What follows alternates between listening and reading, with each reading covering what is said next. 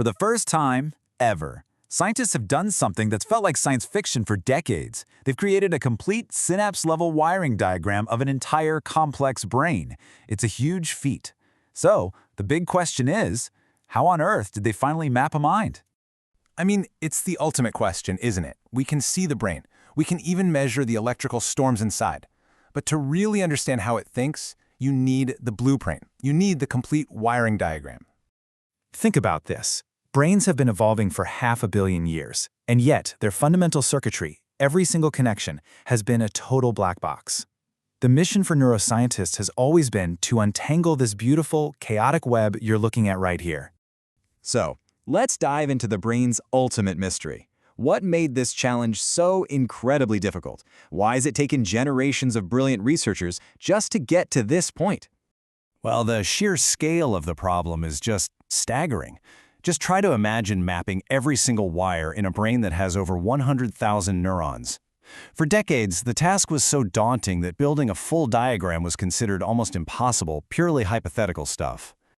The official name for this ultimate map is a connectome, and you can think of it like the brain's complete electrical schematic. This isn't some high-level overview.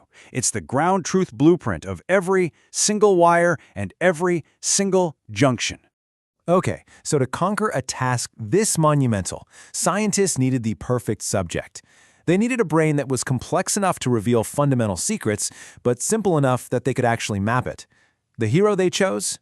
Well, I might surprise you. Meet our subject, the brain of the common fruit fly. It's tiny, no bigger than a poppy seed. But don't let that fool you for a second. This is an incredibly sophisticated piece of biological machinery. This tiny brain powers an absolutely stunning array of complex behaviors. A fruit fly can see, smell, and hear. It can walk and fly with incredible precision. It can navigate, it can learn, it can remember things long-term, and it even engages in complex social interactions. All of this makes it the perfect model for understanding the fundamental principles of any brain. Now, to really appreciate the scale of this achievement, you've got to look at the history. The very first connectome for the C. elegans worm back in 1986 mapped just 302 neurons. A huge deal at the time. In 2023, a fly larva took us to about 3,000. This project, the adult fly brain, we are talking about more than 139,000 neurons.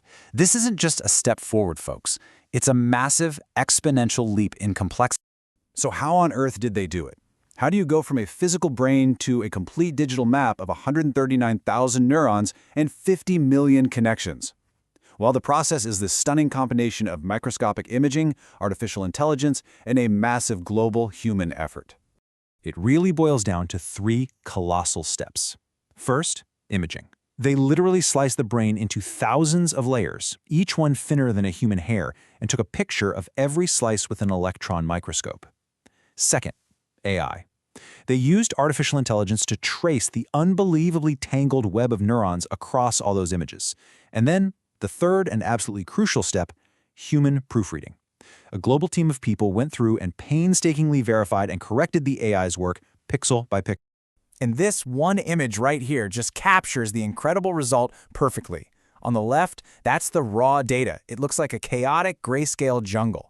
On the right, that's the exact same image after the AI and the human teams identified and color-coded every single pathway. This is literally the moment that noise becomes knowledge. So just how much human effort are we talking about? Get this, an estimated 33 person-years of manual proofreading. Just imagine one person working around the clock for 33 years straight just to verify the AI's map. It was a truly Herculean task. And what did that epic effort produce?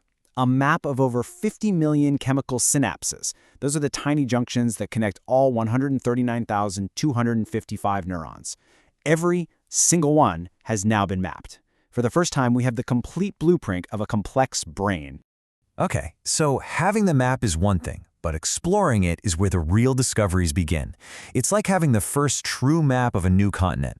So what surprising secrets has this new connectome already revealed about how a brain is actually organized? This is fascinating. When you categorize all the neurons, a whopping 85% of them are intrinsic, which means they only connect to other neurons inside the brain. Only about 15% are actually dedicated to getting information in from the senses or sending commands out to the body. The brain is mostly just talking to itself. Now, from this incredibly detailed connectome, scientists can also create a higher-level map called a projectome. The analogy works great. If the connectome is a street view map of every single house and intersection, the projectome is the highway map. It shows you the major information highways and how traffic flows between the different big neighborhoods or brain regions. All right, let's zoom way in and look at a single building block. This is just one reconstructed neuron out of 139,000. What's immediately striking is just how diverse they are. They aren't uniform parts. Some have pathways that are over 100 times longer than others, which strongly suggests they play vastly different roles in how the brain processes information. And if we zoom in even further, we get right to the heart of it all, a single synapse. This is that microscopic junction where information makes the leap from one neuron to the next. The connectome identified and mapped over 50 million of these critical communication points. You know, this quote just perfectly captures that big takeaway. The brain isn't just a passive receiver of information. It's a system that spends most of its energy talking to itself, constantly running internal models of the world, thinking and predicting.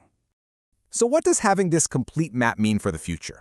This isn't just some academic exercise. It's a tool that really does open up a completely new era for neuroscience. And this is the ultimate payoff. For the very first time, we can follow what is basically a complete thought process. We can trace a signal from the photoreceptors in the eye, watch it leap from neuron to neuron, and follow it all the way to the deep processing centers of the brain. The entire journey is visible. It's just incredible. So the big takeaway is this. Scientists now hold the complete wiring diagram for a biological computer, and it gives them a revolutionary new platform to ask the biggest questions. How do these circuits create memories? How do they drive behavior? How does a brain actually compute? This whole achievement really is a beginning, not an end. It raises a huge, exciting question for all of us. Now that we have the full blueprint, what are we going to be able to understand about memory, behavior, maybe even consciousness itself? The next chapter is just beginning.